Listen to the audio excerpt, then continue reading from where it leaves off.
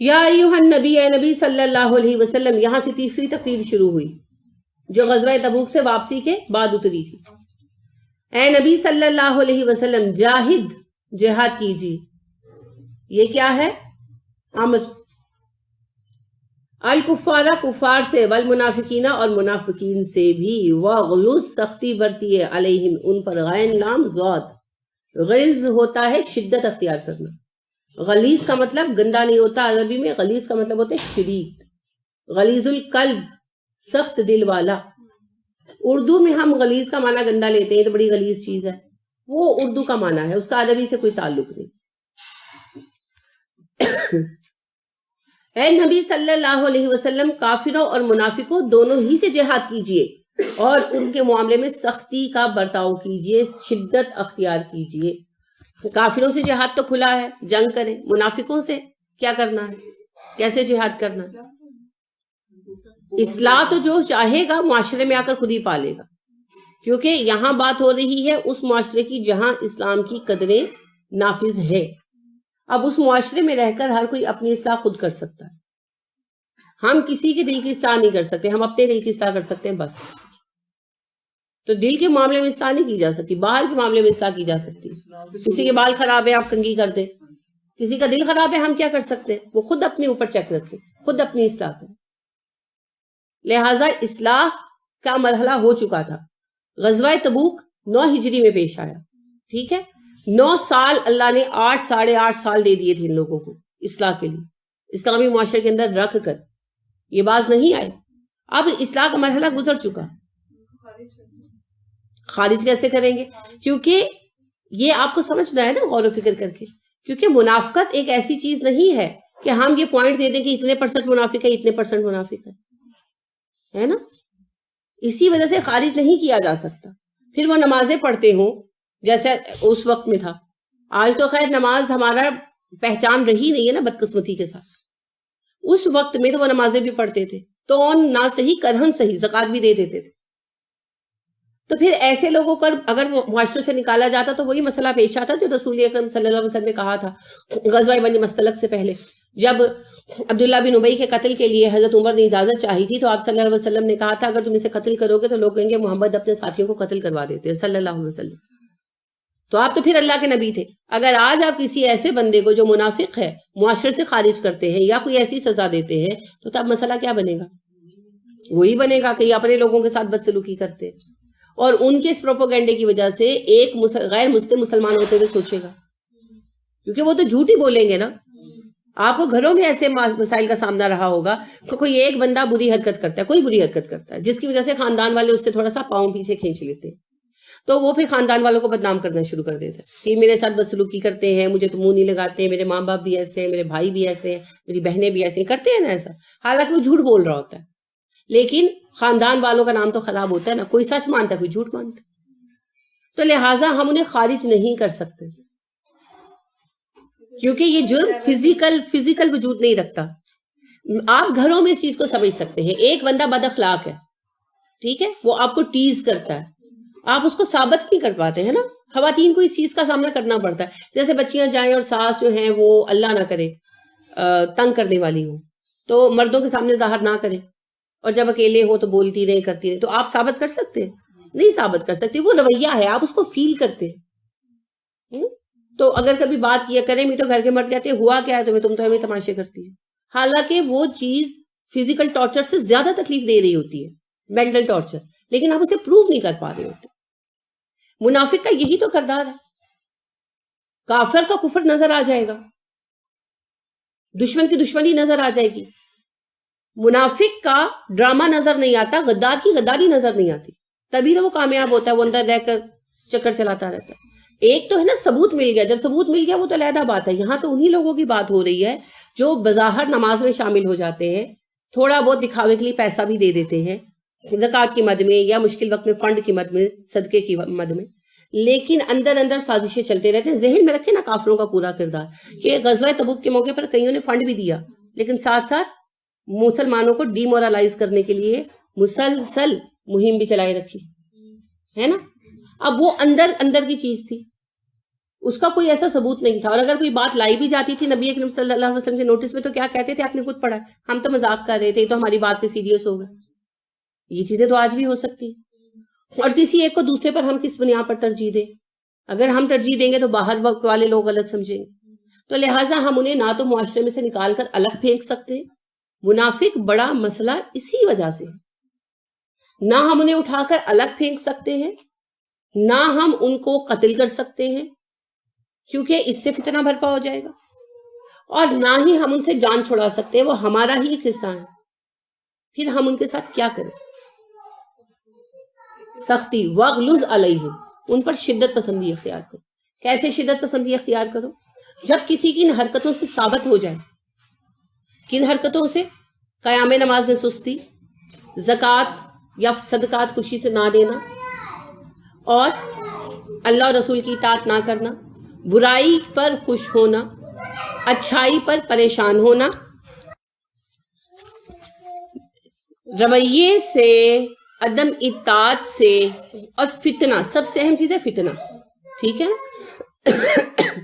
کیونکہ منافق عہد نبوی میں بھی نماز, زکوٰۃ, روزے کی پابندی کر رہے تھے. جس چیز میں وہ اپنی طبیعت پر قابو نہیں پا سکے اور ہر مرتبہ پکڑے گئے وہ ہے فتنہ پرستی. یعنی جب کوئی برائی ہوتی ہے تو اس کو خوب سپورٹ کرتے ہیں, اور جب کوئی اچھائی کا کام ہوتا ہے تو اس کو سپورٹ نہیں کرتے. یہ بنیادی پیمانہ ہے. اور اللہ اور رسول کے فرمان پر خوشی سے نہیں چلتے. اطاعت خوشی سے ہے, اطاعت کا لفظ ہی خوشی سے ہے. ہنسی خوشی ماننا, خوشی سے نہیں مانتے. ایک تو یہ نا کہ کوئی ایک آدھ حکم کبھی مشکل لگ گیا, کبھی کسی موقع پر, وہ تو انسان پر فطرتاً ہو سکتا ہے. لیکن ایک بندے کو ہر حکم ہی مشکل لگتا ہے اور وہ ہر وقت ہی بیزار رہتا ہے, یہ بھی ہے, یہ بھی ہے, یہ بھی ہے. اب اگر نہ وہ اللہ کے حکم سے خوش ہے, نہ وہ نبی صلی اللہ علیہ وسلم کے طریقے سے خوش ہے, تو فتنے میں پڑنے والے افراد لازماً اسی غرض سے. ٹھیک ہے. اب اس میں یہ ہے کہ ان کو سمجھایا جائے آغاز میں اور ان کی اصلاح کی کوشش کی جائے. اگر باوجود اصلاح کے, تعلیم کے, وہ باز نہیں آتے اور وہ فتنے ہی کی طرف جھکاؤ رکھتے ہیں, تو اس سے کیا طے ہوتا ہے؟ وہ منافقت کا شکار. ان کے ساتھ اب کیا کیا جائے گا؟ ان کے ساتھ رویہ سخت کیا جائے گا. کیسے؟ کولڈ شولڈر دیں. کس طرح دیں؟ جب وہ آپ کے پاس کوئی معاملہ لے کر آئیں, ان کی بات پر اعتبار نہ کریں, ان کی بات مت سنیں. اگر کوئی بندہ غیبت کا عادی ہے, ہر وقت اس کی برائی کرتا رہتا ہے, آپ کیا کریں گے اس کے ساتھ؟ اس کی بات نہیں سنیں, اس کو منع کر دیں, مجھے دلچسپی نہیں ہے. عبداللہ بن ابی کے ساتھ کیا کرنا شروع کر دیا تھا لوگوں نے؟ اس کی بات سننی چھوڑ دی تھی. واقعی افق کے بعد وہ کھڑا ہوتا تھا نا بات کرنے کے لیے, لوگ اسے کپڑوں سے کھینچ کر بٹھا دیتے, بیٹھ جاؤ, تمہیں بولنے کی ضرورت ہے. ٹھیک ہے. تو ایسا بندہ جب آئے بات شروع کرے, اسے منع کر دیں, اس موضوع پر تم بات مت کرو, ہمیں تمہاری رائے نہیں چاہیے. ٹھیک ہے. اسی طرح کسی معاملے میں وہ شر پھیلانا چاہے, کسی لیول پر وہ اپنی بات آگے بڑھانا چاہے, جس طرح اسے روک سکے روکے, ان کو اہمیت نہ دیں, ان کو کارنر کر دیں. ٹھیک ہے. کارنر کرنے سے کیا ہوگا؟ فتنہ دبے گا. ایک تو دو باتیں ہیں. دیکھیں, ایک تو یہ ہے کہ وہ لوگ جو اس وقت فتنہ پھیلا رہے ہیں ان کا حوصلہ ٹوٹے گا, ان کی بات آگے نہیں بڑھے گی, ان کی بات کو سپورٹ نہیں ملے گی. اور دوسرا, ان کی دیکھا دیکھی دوسرے لوگ اس فتنے میں مبتلا نہیں ہوں گے.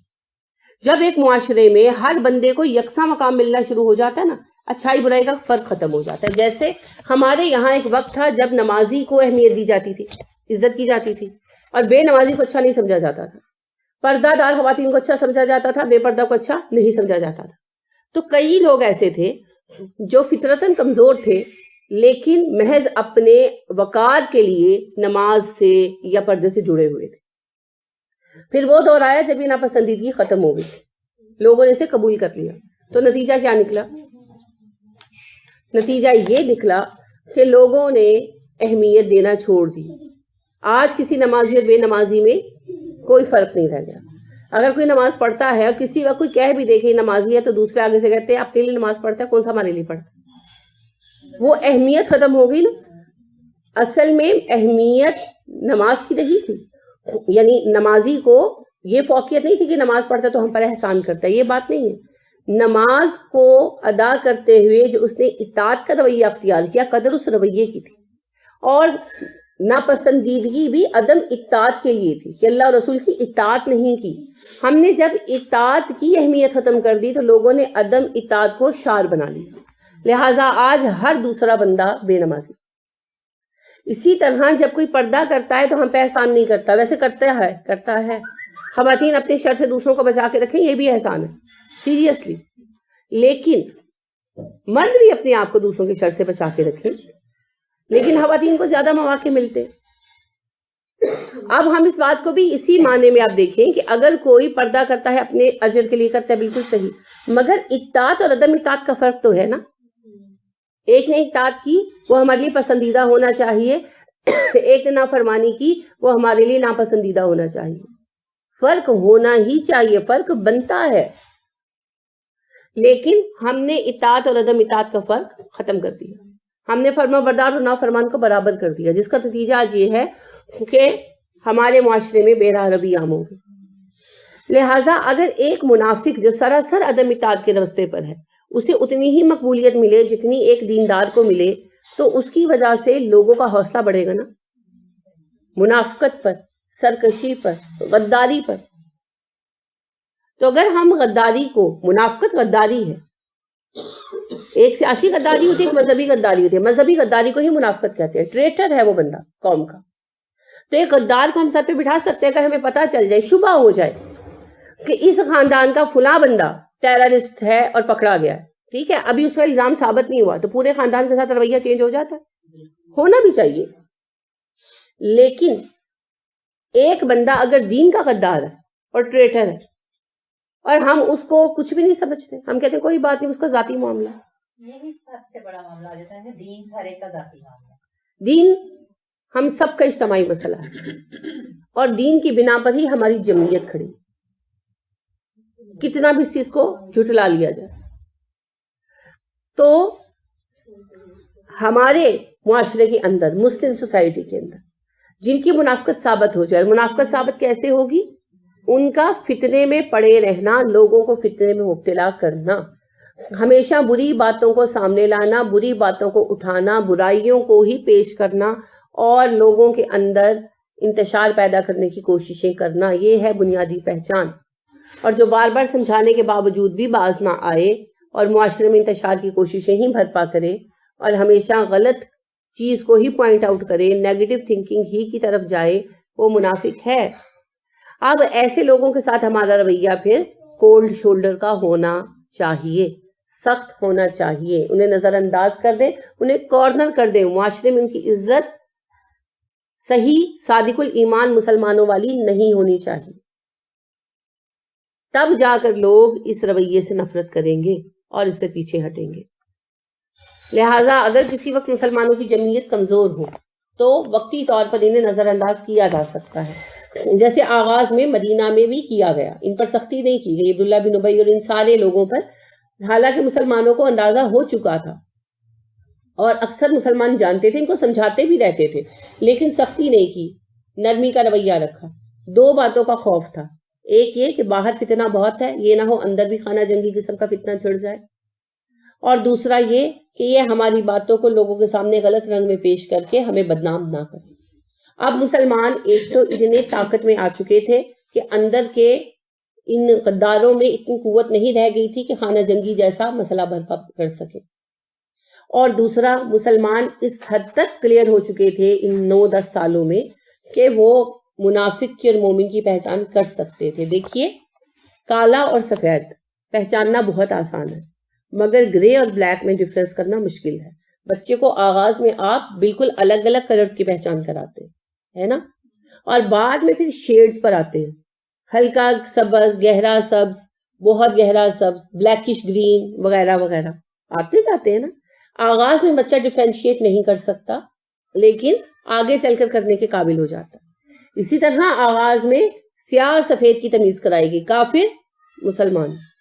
پھر اس کے بعد مشرک اور مسلمان کا فرق کرایا گیا, کیونکہ وہ بھی قریب ہو جاتے ہیں نا. پھر اس کے بعد بالکل قریب والے شیڈ بتائے گئے, منافق اور مسلمان. اب مسلمان اس لائق ہو چکے تھے کہ وہ اپنے بیچ کے منافقوں کو پہچان سکتے. ٹھیک ہے, اب یہاں پر یہ سوال ہے کہ جسے ہم دیکھیں اس رویے پر ہم اس کو متعلق کیا کہیں. اس کے متعلق کہنے کے لیے ہمیں نہیں کہا گیا ہمارا رویہ خود بخود بات کو واضح کرے. ٹھیک ہے. ہاں جب کوئی ہم سے رائے پوچھے کسی سلسلے میں تب بات ہوگی. یعنی رشتے کے سلسلے میں کوئی رائے پوچھ رہا ہے دین و ایمان کے حوالے سے, یا اسلامی معاشرہ ہے اور کوئی عہدہ دینے کے لیے رائے طلب کی جا رہی ہے تو بات کی جائے گی. اب جو لوگ مشکوک ہیں اپنے کردار کے اعتبار سے, ان پر شک ہے کہ بھئی ان کے تعلق جو ہے وہ بھارت کے ساتھ ہیں اور وہ ان کو خبریں پہنچاتے ہیں, کچھ بھی ایسا کرتے ہیں, شک ہے ان کے بارے میں, تو کیا ان کے ساتھ کیا جائے گا؟ انہیں اہم منصب نہیں دیے جائیں گے, اہم جگہوں پر آنے کی اجازت نہیں دی جائے گی, میٹنگز میں شریک نہیں ہونے دیا جائے گا. فرض کریں کسی عہدے دار ہی پر شک ہے تو کیا کیا جائے گا؟ اہم فائلیں اس کے پاس بھیجنی بند کر دی جائیں گی, اہم میٹنگز میں سے کال نہیں کیا جائے گا, ثبوت نہیں ہے کہ اس کو نکال دیا جائے, تو لہٰذا اس کو کارنر کر دیا جائے گا, اتنا محدود کر دیا جائے گا کہ اس کا ہاتھ کسی ایسے پوائنٹ پر نہ پہنچے جو ہمیں نقصان پہنچا سکے. ایسے کیا جائے گا. اب یہ بھی عہدے دار تو ہو گئے نا جب انہوں نے کلمہ پڑھ لیا, اب یہ ہمارے گروہ کے اندر بیٹھے ہوئے, ہم انہیں نکال نہیں سکتے کیونکہ ابھی ہمارے پاس کوئی پختہ ثبوت نہیں ہے ان کے ہاتھ جس کو ہم لے جا کر عدالت میں رکھ دیں اور ان کو سزا دلوا دیں. تو پھر ہم کیا کریں گے؟ ہم انہیں اپنے اہم مناصب نہیں دیں گے, عہدوں پر کام نہیں کرنے دیں گے, ان کو اپنی میٹنگز میں اپنی مشاورتوں میں شریک نہیں کریں گے, ان کو دھکیل کر کارنر کر دیں گے. ہاں اگر کسی کی غداری کا, منافقت کا پختہ ثبوت ہمارے ہاتھ آ جاتا ہے پھر سزا بھی دی جا سکتی ہے, پھر عدالت میں کیس بھی چل سکتا ہے, اسلامی عدالت میں کیس بھی چل سکتا ہے, مگر ظاہر ایسا بہت کم ہوتا ہے. تو جن کے متعلق شک و شبہ ہو, جس طرح ہم سیاسی معاملوں میں کارنر کرتے ہیں اسی طرح اس معاملے میں بھی کارنر کرتے ہیں. ٹھیک ہے, اور یہ ضروری ہے. وما واہم جہنم, ان کا ٹھکانہ جہنم ہے. دوسری دفعہ یہ بات آ گئی, پہلے بھی اللہ نے کہا نا, آپ نے پڑھا کہ اللہ نے کہا منافقین کو اور کافروں کو میں ایک ہی جگہ اکٹھے کروں گا. یہاں بھی اللہ نے کہا منافقوں اور کافروں کا حکم یکساں ہے, فرق صرف اتنا ہے کافروں کو نومینیٹ کر کے سزا دے سکتے ہو, منافقوں کو نہیں دے سکتے. معاشرے میں انتشار اور خرابی کا سبب ہو سکتی ہے ایسی سزا, لہٰذا ان کے ساتھ اپنا رویہ ایسا کرو کہ ان کو کارنر کر دو, یا تو یہ لوگ باز آ جائیں گے یا یہ خود معاشرہ چھوڑ کر چلے جائیں گے. جیسے آپ دیکھیں وہ جو ابو عامر فاسق تھا وہ پھر تنگ آ کر چلا گیا تھا, روم چلا گیا تھا. تو اس طرح کے رویے سے ہو سکتا ہے وہ خود بددل ہو کر ہماری جان چھوڑ جائیں, یا پھر ان کو نظر انڈر آبزرویشن رکھنے سے ایسا ہو کہ ہمارے ہاتھ کوئی ایسا سراغ آ جائے کہ ہم انہیں سزا دلوا سکیں. تو بہرحال ان لوگوں کا ٹھکانہ جہنم ہے. کافروں کے ساتھ ہی منافق بھی جہنم میں اکٹھے کیے جائیں گے. وبئس المصیر, یہ بدترین ٹھکانہ ہے. جہنم اکٹھا ہونے کا بدترین ٹھکانہ ہے, مگر کافروں کا اور منافقوں کا ٹھکانہ بہرحال جہنم ہی ہے. یحلفون باللہ, قسم کھاتے ہیں اللہ کے نام کی, ماں نہیں قالوا, انہوں نے کہا. یحلفون باللہ ما قالوا, وہ قسمیں کھاتے ہیں اللہ کی کہ ہم نے ایسی بات نہیں کی. وَلَقَدْ بلا شک و شبہ قالوا, انہوں نے کہا کلمۃ الکفر, کفر کا کلمہ, کفریہ بات. وَكَفَرُوا, اور کافر ہو گئے, بعد اسلامہم, اپنے اسلام کے بعد. بے شک انہوں نے کفریہ کلمات کہے ہیں اور اسلام کے بعد کافر ہو گئے. کون سے کلمات؟ کسی خاص کلمے کی طرف اشارہ نہیں ہے یہاں پر. ان لوگوں کی عمومی باتیں ایسی ہوتی تھیں, لہٰذا ایک سے زیادہ واقعات تبوک کے دوران پیش آئے. کیونکہ تبوک کا موقع جو تھا اس پر ایک تو ان کی عداوت کھل کر سامنے آ گئی, ان سے یہ بات ہضم نہیں ہو رہی تھی کہ سارے عرب کے حاکم بن گئے مسلمان, اور دوسرا ان کو بہت زیادہ امید تھی کہ رومن فوج کے مقابلے میں مسلمان ختم ہو جائیں گے, تو شیر ہوئے ہوئے تھے. تو بہت ساری باتیں ہوئیں. جیسے ایک موقع پر صحابہ جو ہیں وہ بیٹھے تھے, تو ایک صحابی کو انہوں نے مذاق اڑایا اور کہنے لگے کہ یہ لوگ جو ہیں شیر جو ہیں یہ روم کی فوج کو شکست دینے کے لیے جا رہے ہیں, سارے کے سارے گرفتار ہو جائیں گے دیکھنا, اور ہاتھ پیر بندھے پڑے ہوں گے. تو دوسرے منافق نے اس پر ٹکڑا لگایا کہ اس پر 100 دورے پڑے تو مزہ آ جائے. اسی طرح ایک جو وہ صاحب ہیں تبوک کے مابین یہ واقعہ پیش آیا کہ رسول اکرم صلی اللہ علیہ وسلم کی اونٹنی کھو گئی, تو صحابہ ڈھونڈنے لگے, تو کہنے لگے کہ لو ویسے تو انہیں وحی آتی ہے اور اللہ سے خبریں ملتی ہیں, ویسے اپنی اونٹنی نہیں ڈھونڈ سکتے, یہ نہیں بتا سکتے اونٹنی کہاں ہے. تو یہ آپ صلی اللہ علیہ وسلم کے ساتھ بدتمیزی تھی. پھر اس طرح کی بہت ساری باتیں پیش ہیں, اور یعنی لمبا سفر تھا نا, تبوک کا سفر لمبا سفر تھا, تو اس دوران انہیں بہت سارا باتیں کرنے کا موقع ملا. وا اور ہمو انہوں نے ارادہ کیا، ہے میم میم سے، ہمت کا لفظ آپ اردو میں استعمال کرتے ہیں، اسی سے ہے. ہمو انہوں نے ارادہ کیا، بما اس کا جو لم نہیں ینالو وہ پہنچ پائے، نون کے لام نیل بے نیلو مرام ناکام لوٹ آنا، لم ینالو وہ نہیں پہنچے، انہوں نے ارادہ کیا اس کام کا جس کو وہ کر نہیں پائے. تو سازشیں جو یہ وقتاً فوقتاً کرتے رہے سبھی کی طرف اشارہ ہے. خصوصیت سے تبوک کے حوالے سے ہم دیکھیں تو انہوں نے نبی کریم صلی اللہ علیہ وسلم کے قتل کی سازش کی تھی. جب تبوک سے واپس آ رہے تھے تو راستے میں ایک رستہ گزرتا تھا جو پہاڑ کی گھاٹی کے مابین سے گزرتا تھا. تو سیدھا راستہ جو تھا وہ لمبا تھا، وہ وادی میں سے گزرتا تھا. تو انہوں نے یہ ارادہ کیا کہ جب گھاٹی میں سے گزریں تو رسول اکرم صلی اللہ علیہ وسلم کو کسی بہانے معاذاللہ کھڈ میں پھینک دیں اور آپ مر جائیں، اور یعنی کہ ان کے خیال میں معاذاللہ ان کی جان چھوڑ جائے. آپ صلی اللہ علیہ وسلم کو اس بات کی خبر ہو گئی، آپ کے جاسوسوں نے بتایا یا اللہ نے بتایا اس بارے میں نہیں ہمیں کچھ بھی پتا چلتا، لیکن آپ صلی اللہ علیہ وسلم کو اطلاع ہو گئی. تو آپ صلی اللہ علیہ وسلم نے سارے لشکر کو وادی کے رستے سے بھیجا اور خود صرف حضرت حذیفہ بن یمان رضی اللہ عنہ اور عمار بن یاسر رضی اللہ عنہ، قربات میں صرف حذیفہ آتے ہیں. بہرحال ان دونوں یا ایک کے ہمراہ تنہا جو ہے وہ گھاٹی کے راستے سے گزرے.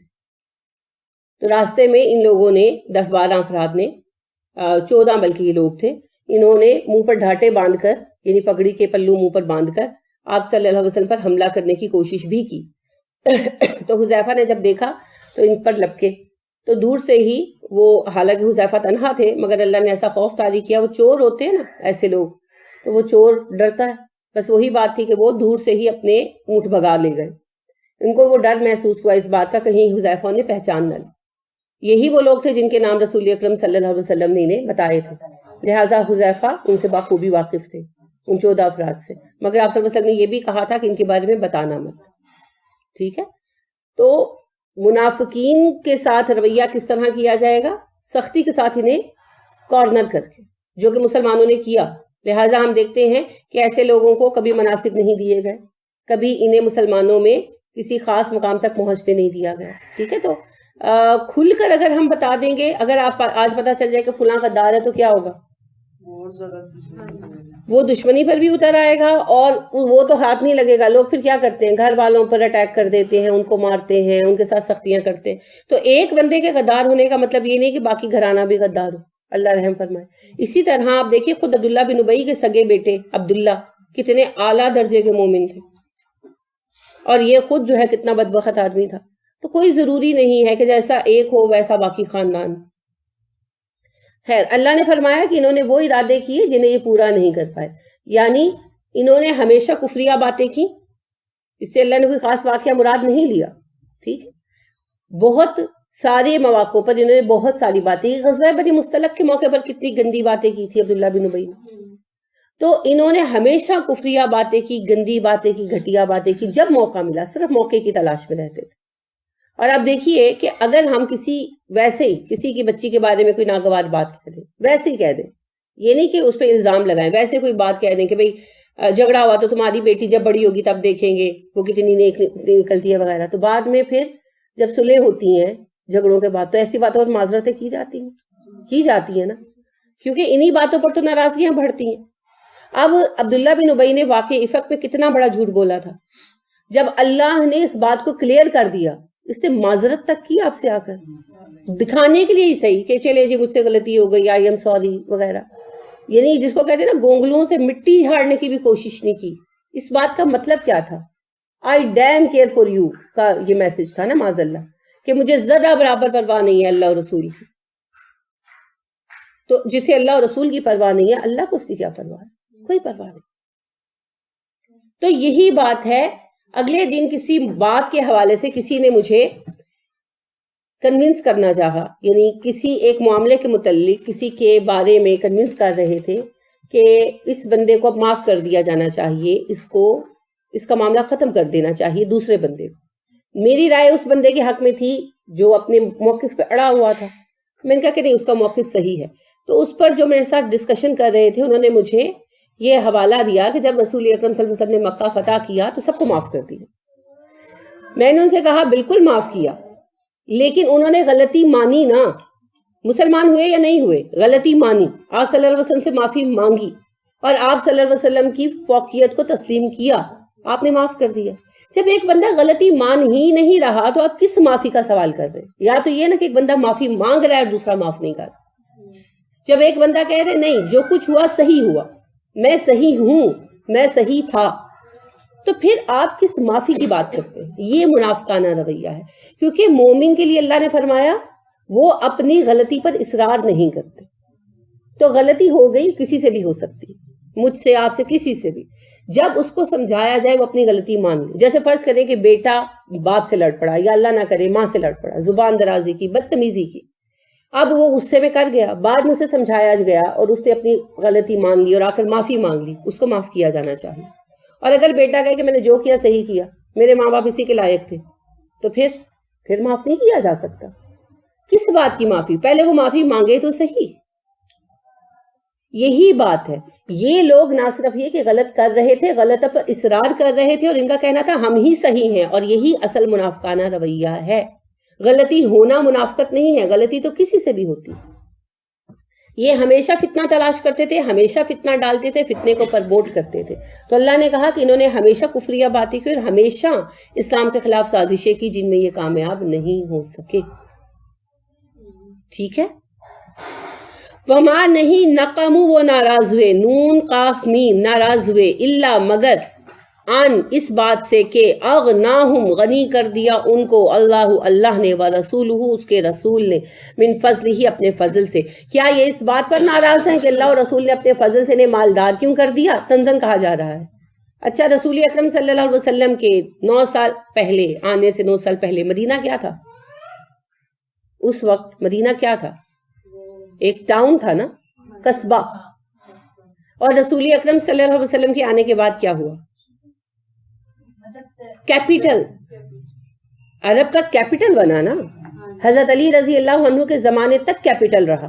علی رضی اللہ عنہ نے امن و امان کی خرابی کو دیکھتے ہوئے جو آخر اس وقت میں بھرپا ہوئی، کوفہ کو کیپٹل اناؤنس کیا، تو کیپٹل بن گیا۔ بے شک سیاسی کیپٹل نہیں رہا، مگر آج بھی اسلامی دنیا کے 2 اہم ترین شہر کون سے ہیں؟ مکہ اور مدینہ۔ اور کس قدر اس پر پیسہ انویسٹ کیا گیا ہے۔ پھر آپ دیکھیں رسول اکرم صلی اللہ علیہ وسلم جب آئے تھے تو مدینہ والوں کا بال بال قرضے میں جکڑا ہوا تھا، لیکن اب کیا تھا؟ ایک ایک مدینے والا خوشحال تھا۔ کتنا مال دے دیا تھا اللہ نے، ہر کوئی فارغ البال تھا، ہر کسی کے پاس زمین، جائیداد، جانور، سبھی کچھ تھا۔ تو اللہ کریم نے ارشاد فرمایا کہ ان لوگوں کو تکلیف کس بات کی ہے اسلام سے؟ اسلام آیا، امن و امان آیا۔ کہاں یہ لوگ جانوروں کی طرح لڑتے تھے، کہاں اسلام نے بھائی بھائی بنا دیا۔ عزتیں محفوظ نہیں تھی، اسلام نے عزتوں کو تحفظ دے دیا۔ مال محفوظ نہیں تھے، ڈاکہ زنی کتنی عام تھی، قبیلوں کے قبیلے تھے جن کا پیشہ ڈاکہ زنی تھا۔ رسول اکرم صلی اللہ علیہ وسلم نے احد کے بعد بھی ڈاکو قبیلوں کے خلاف کاروائیاں کی، اور ڈاکہ زنی کی وارداتوں کو سیاسی سطح پر روک دیا گیا۔ تو تم لوگوں کو ڈاکوں سے نجات ملی، ڈاکوں سے نجات ملی، مال کو جو ہے تحفظ ملا، تمہارے گھر محفوظ ہو گئے، تم لوگوں کی کوئی مرکزیت نہیں تھی، مرکز بن گیا، کوئی لا اینڈ آرڈر نہیں تھا، سب اپنی مرضی کرتے تھے، مرکزیت ہو گئی، حکومت مل گئی، عدالتیں چلنے لگی۔ پہلے کیا ہوتا تھا؟ کسی نے کسی کا کوئی نقصان کر دیا تو قتل غارت گری کے سلسلے چل پڑتے تھے۔ اب ہر چیز کا فیصلہ عدالتوں میں ہونے لگا۔ پھر مال کا کوئی مرکزی محور نہیں تھا، صدقات کرنے والے انڈیویجول صدقات کرتے تھے، لہٰذا کوئی مرکزی ایسا نظام نہیں تھا مصیبت کے وقت جہاں سے مدد مل سکے۔ اب مال کی بھی مرکزیت ہو گئی، بیت المال بنا، بینک بنا، وہاں پر کام ہونے لگا، اکٹھا کیا جانے لگا مال، سرپرست ہو گئے حکمران ان کے، اور ہر کسی کو وظیفہ ملنے لگا، الاؤنسز ملنے لگے۔ تو اللہ نے یہی بات کہی کہ 9 سال پہلے تم لوگ کیا تھے، 9 سال بعد تم لوگ کہاں ہو، تمہیں اللہ کا فضل کسی معاملے میں دکھائی نہیں دیتا۔ اسلام نے صرف تمہاری آخرت نہیں سواری، تمہاری دنیا سوار دی، تمہیں کہاں سے کہاں پہنچا دیا۔ اسی بات پر اللہ کے نبی صلی اللہ علیہ وسلم کے پیچھے پڑے ہوئے، یہی وجہ ہے تمہارے رانجے کی۔ تو یہاں یہ بات سمجھ لے کہ اسلام پر چلنے سے دنیا بھی ملے گی۔ یہ غلط فہمی ہے کہ اسلام پر چلنے والے بس بھوکے ننگے رہیں گے، دنیا کمانی ہے تو یورپ کے طریقے پر چلو، نہیں، اسلام کے طریقے پر چلیں گے تو دنیا بھی ہاتھ آئے گی اور آخرت تو ہے ہی۔ فائن پھر اگر یتوبو وہ توبہ کر لیں یکو ہوگا خیرن معاملہ اچھا لہم ان کے لیے. فائن یتوبو یکو خیرن لہم اگر وہ لوگ توبہ کر لیں تو یہ انہی کے لیے اچھا ہوگا. یکو کس چیز کی شکل ہے؟ اس کا کوئی لفظ پڑھا کبھی پہلے؟ کانا، کانو، کانت، کنتا، یہ اسی کی ایک شکل ہے. کتنی منفرد لگ رہی ہے نا؟ ہے ہی منفرد. جیسے آپ ول سے وڈ پڑھتے ہیں، ول عام پڑھتی ہے نا، ول شیل عام پڑھتے ہیں، مگر وڈ کبھی کبھار پڑھتے ہیں، ہے نا؟ تو جب نیا دیکھتے ہیں تو لگتا ہے کوئی نیا ہی لفظ ہے، حالانکہ وہ ول کی ایک شکل ہے. اسی طرح کانا، کانو کی شکل یکو ہے، یہ وڈ ہے. فَإِن يَتُوبُوا يَكُن خَيْرًا لَّهُمْ اگر وہ توبہ کر لے یہ ان کے حق میں اچھا ہوگا. وَإِن يَتَوَلَّوْا اور اگر وہ منہ موڑ لیں يُعَذِّبْهُمُ اللَّهُ تو اللہ عذاب دے گا ان کو، عذابًا علیمًا دردناک عذاب، فی الدنیا والآخرۃ دنیا و آخرت میں. يُعَذِّبُهُمُ اللَّهُ کے بعد عذابًا علیمًا جو آیا یہ کیا ہے؟ شدت اظہار کے لیے، تاکید کے لیے آخر میں اس میں نکرہ کی شکل میں دوبارہ بیان کیا جاتا ہے اس چیز کو جس کا ذکر ہو رہا ہوتا ہے. ٹھیک ہے، ٹھیک ہے. مغفرۃ من ربہم مغفرۃ کریما. ٹھیک ہے. اسی طرح یعذبہم اللہ عذابا علیما. تو یہ عذابا علیما کی ترکیب یہاں پر شدت اظہار کا ایک پیرایا ہے. اب دیکھیں عربی میں کتنی وسعت ہے نا، شدت اظہار کی کتنے طریقے آپ نے دیکھے ہیں. اگر وہ منہ پھیر لیں تو اللہ انہیں عذاب دے گا، اور عذاب بھی ایسا ویسا نہیں، دردناک عذاب جو رلائے گا انہیں، ایسا عذاب دے گا. یہ عذاب دنیا میں بھی ہوگا، آخرت میں بھی ہوگا. اب دنیا میں کس طرح ملتا ہے؟ اولاد کے ہاتھوں مل سکتا ہے، اپنے اعمال کے ہاتھوں مل سکتا ہے، بیماری کی شکل میں آ سکتے ہیں، ہزار طریقے ہیں. ہم نہیں بھگت رہے. ہمارا ایک بڑا حصہ جو ہے اس وقت منافقت ہی کے روگ کا شکار ہے علل اعلان. تو ہم لوگ کیا کچھ نہیں بھگت رہے. اب یہی دیکھ لیں، سردیاں ختم ہونے والی ہیں، بارشیں اتری، سب بیمار ہیں، کسی کو صحت نہیں ملی. 3 4 دفعہ اینٹی بایوٹک کورسز ہو چکے ہیں اور ابھی پتہ نہیں کتنی دفعہ کرنے پڑیں گے. ہر گھر میں بیماری ہے. یہ ناراضگی ہے اللہ کی، اور کیا ہے؟ کیونکہ ہم اس جرم میں اجتماعی طور پر شریک ہیں، بھگت بھی سب اجتماعی طور پر رہے. وَمَا لَهُمْ فِي الْأَرْضِ نہیں ہے ان کے لیے زمین میں من ولی کوئی دوست ولا نصیر نہ ہی مددگار. زمین پر ان کا نہ کوئی دوست ہوگا نہ ہی مددگار ہوگا. اور آسمان پر تو ویسے ہی اللہ کے سوا کوئی نہیں ہے. تو اللہ تو ان کا دشمن ہو گیا. کیوں؟ وہ اللہ کے دشمن ہو گئے، اللہ کے نبی صلی اللہ علیہ وسلم کے دشمن ہو گئے. اب اللہ کے ہاں آسمان پر جو فرشتے ہیں وہ تو صرف اسی کے مددگار ہیں جس کا مددگار اللہ ہے. تو جس کا اللہ دشمن ہو گیا، فرشتے اس کے دشمن ہیں. تو زمین پر ہو سکتا ہے کہ اللہ کے خلاف کوئی سرتابی میں، سرکشی میں مدد کرے، طاغوت. تو وہ طاغوت مدد کر نہیں سکتے، صرف جھانسا دیتے ہیں. جیسے بنی قریظہ کو جھانسا دیا تھا نا عبداللہ بن ابی نے، تو آیا تھا مدد کرنے. اسی طرح یہ بھی ایک دوسرے کو جھانسا دیتے ہیں مدد کا، مدد کرتے نہیں ہیں. یہی اللہ نے فرمایا کوئی مددگار نہیں ہوگا، کوئی ان کا کام نہیں آئے گا روئے ارض پر. یہ تنہا ہیں، تنہا رہیں گے. کیونکہ منافق کافروں کے بھی تو ساتھی نہیں ہے نا، منافق کافروں کے بھی تو ساتھ نہیں ہے، لہذا کفار ان کی بھی مدد نہیں کریں گے. آپ دیکھیے جب عراق پر حملہ ہوا، جب یمن پر حملہ ہوا، جب لیبیا پر قبضہ ہوا، تو کسی نے غداروں کو سپیئر کیا؟ آپ ویسے ہی غداروں کی تاریخ اٹھا کر دیکھ لیں. بعد میں ان سے وہ وعدے پورے ہوئے جو ان کو غداری کے صلے میں انعام کے طور پر کیے گئے تھے، ان کے ساتھ کچھ بھی نہیں ملا. یہ لوگ تو مہرے ہوتے ہیں جن کو سارے یوز کرتے ہیں. اسی وجہ سے ان کا کوئی نہیں ہے. اپنی جماعت کے ساتھ وہ خود نہیں ہو سکے اور دوسری جماعتیں نے قبول نہیں کیا. وہ کوے کا قصہ پڑا تھا نا، جو کووں کو پسند نہیں کرتا تھا، موروں کو پسند کرتا تھا، اور موروں کے پر لگا کر موروں کے جھنڈ میں شامل ہو گیا. اب جو موروں نے دیکھا اور آواز سنی تو اس کو مار مار کر زخمی کر دیا. تو یہ وہی ہیں افراد، اپنے گروہ کو پسند نہیں کرتے اور دوسروں کے گروہ میں شامل ہونے کی کوشش کرتے ہیں. تو اپنے گروہ کے لیے اس لیے اجنبی ہو گئے کہ اپنے گروہ کو خود چھوڑ دیا، اور جس میں شامل ہوئے انہوں نے قبول نہیں کیا. تو دھوبی کا کتا، نہ گھر کا نہ گھاٹ کا، نہ یہ ادھر کے نہ ادھر کے، نہ خدا ہی ملا نہ وسال سنم، نہ ادھر کے رہے نہ ادھر کے رہے. لہٰذا روح ارض پر ان کا کوئی نہیں ہوگا. مسلمانوں کا معاملہ کلیئر ہے، اگر ڈوبیں گے تو اکٹھے ڈوبیں گے، اور تیریں گے تو انشاءاللہ اکٹھے تیریں گے. ٹھیک ہے قوموں پر اچھے برے وقت آتے رہتے ہیں, لیکن یہ اچھے وقت میں مسلمان ان کو قبول نہیں کریں گے, اور مسلمانوں پر برا وقت آئے گا تو مسلمانوں کے دشمن انہیں غیر مسلم سمجھ کر سپیئر نہیں کرنے لگے. لہٰذا یہ دونوں طرف سے مار کھائیں گے, اور انہوں نے ہر دور میں کھائی, ہر کھاتے ہی رہے. تو لہٰذا ایک کشتی پر سوار ہونا چاہیے. کہتے ہیں نا 2 کشتیوں کا سوار ڈوبتا ہے, تو ایک کشتی پر ہو جائیں, ایک طرف کے ہو جائیں, اللہ کے بندے بن جائیں, اللہ کے لیے حنیف ہو جائیں. اسی میں ہمارے لیے بخشش ہے, اسی میں ہمارے لیے فلاح ہے. تو پھر کون سی صفات پیدا کرنی ہوں گی ہمیں اپنے اندر مومن صادق بننے کے لیے؟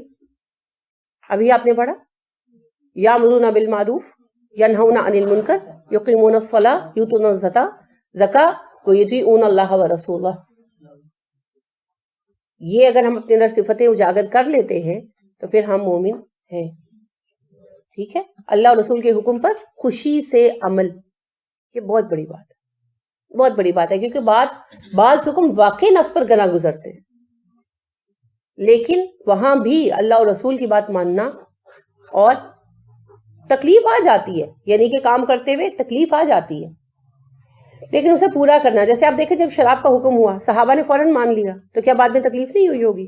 جو شراب کے عادی تھے ہوئی ہوگی نا. آپ دیکھیں, آپ ایک چائے چھوڑنے لگے, حالانکہ چائے قطعی طور پر نشاور مشروب نہیں ہے, اور فقہی طور پر اس کو یعنی یہ کوشچن کے آنسر دیے جا چکے ہیں, سعودی فتویٰ کمیٹی کا فتویٰ موجود ہے کہ نہیں کیفین ہے اس میں, لیکن یہ نشہ نہیں کرتی, حواس کو معطل نہیں کرتی, لہٰذا یہ نشاور نہیں ہے اور اس ہارمفل نہیں ہے. آپ اس کو یعنی یہ نشے میں نہیں آتی, منشیات میں نہیں آتی, کنفرم ہے یہ بات.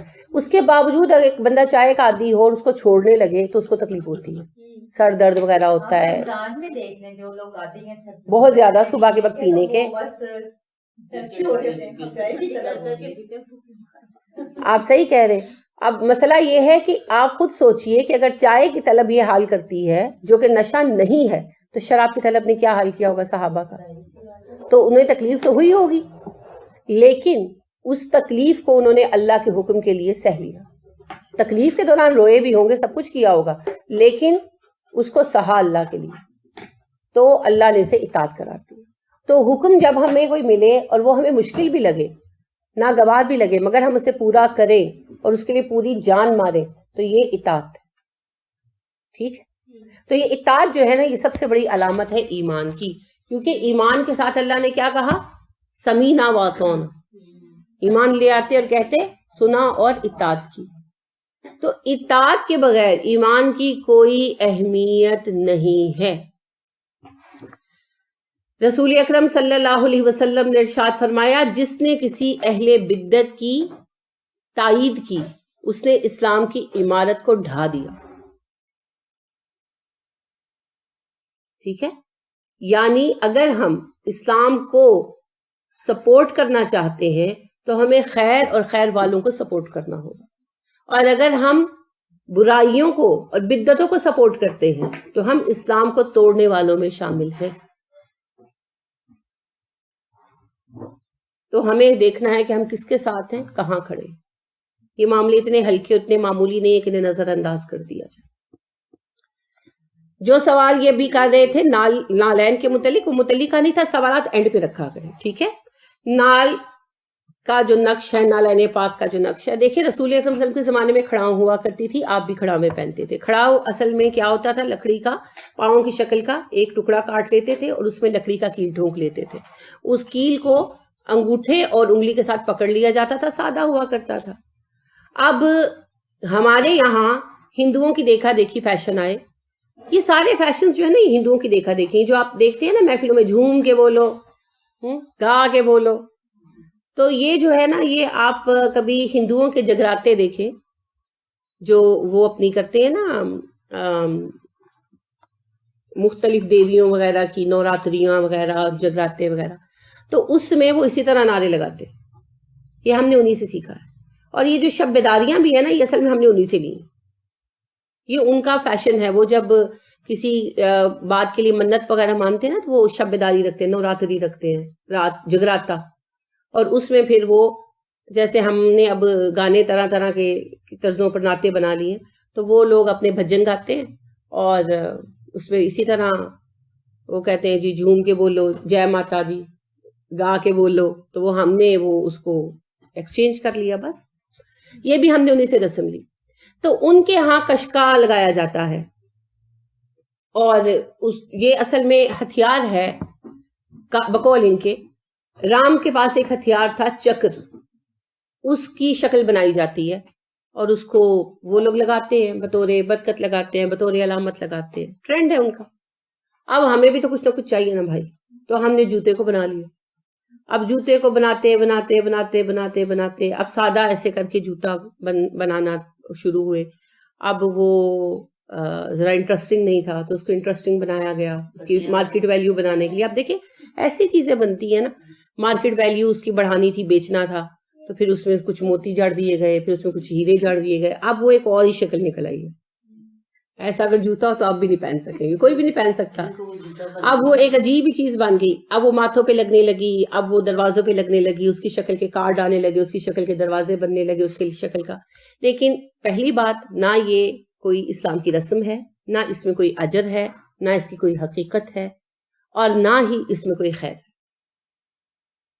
اور جیسا کہ میں نے بھی عرض کیا، رسول اکرم صلی اللہ علیہ وسلم نے فرمایا جس نے کسی بدعت کو سپورٹ کیا، کسی بدعت کی، اہل بدعت کی تائید کی، اس نے اسلام کی عمارت کو ڈھانے میں حصہ لیا. اگر ہم اس بدعت کو سپورٹ کرتے ہیں تو ہم اسلام کو توڑنے والے ہیں، اسلام کی عمارت کو منہدم کرنے والے. یہ امام احمد کی مسند احمد کی حدیث ہے اور صحیحین کے درجے پر صحیح ہے. یعنی جن شرائط پر امام بخاری اور امام مسلم حدیث کو صحیح مانتے ہیں نا، اس کی سند ان شرائط پر صحیح ہے، یعنی بالکل صحیح حدیث میں سے. تو اہل شر کو، اہل بدعت کو سپورٹ کرنا، بدعت کیا ہے آپ کو پتا ہے نا، نئی چیزیں نکالنا. اب آپ دیکھیں پوری اسلامی تاریخ میں اور پوری اسلامی دنیا میں نال پاک کے نقش کے نام کی کوئی چیز نہیں ملتی. ٹھیک ہے، یہ صرف برصغیر نہیں، برصغیر میں، بھارت میں بھی، کیونکہ ہم لوگوں کو تو کچھ نہ کچھ چاہیے پوجنے کے لیے، لہٰذا ہم نے اسے گڑا، بنایا، اس کو شکل دی اور اس کو رواج بھی دے دیا. تو یہ ٹوٹل ہمارے لوگوں کی اب بنایا ہوا ایک ایسا طریقہ ہے جو بدعت ہے، انوویشن ہے اسلام میں. اس کو سپورٹ کرنا اسلام کو ڈھانے کے مترادف، اور ہم اس میں حصہ لینے والے بنیں گے اگر ہم اسے سپورٹ کرتے ہیں. ٹھیک ہے، ایسا نہیں لگ رہا یہ یہودیوں والا ہی کال ہے کہ ہمارے لیے کوئی بچڑا بنا دو جس کو ہم پوچھ سکیں. یہ فزیکل فیل جو ہے نا، یہ اسی قسم کی بات ہے. آپ نے بہت صحیح بات کہی، میں بھی یہی کہنے والی تھی، جسے کہتے ہیں میری زبان کے الفاظ پکڑے آپ نے. جیسے یہود نے حضرت موسیٰ علیہ السلام سے کہا تھا نا کہ ہمیں ایک بچڑا بنا دو جسے ہم پوچھ سکیں، فیل کر سکیں، دیکھ سکیں، چھو سکیں. اسی طرح ہمیں بھی ان دیکھے رابطے پر اعتماد نہیں ہے، ہمیں بھی کچھ ظاہری علامتیں چاہیے. اگر ذرا سی گنجائش ہوتی نا بت بنانے کی، ہم بت بھی بنا لیتے. چونکہ اس کی کوئی اجازت کہیں نہیں مل سکی، تو ہم نے کیا کیا، ہم نے ایک علامتی جوتا بنا لیا اور ہم اس کو جو ہے پوج رہے ہیں. پوجنے والی بات ہی. کوئی کہہ رہا ہے کہ جی نالین پاک کا پانی کو گھول کر اس کا پانی پیئے، امراض میں شفا ہوگی.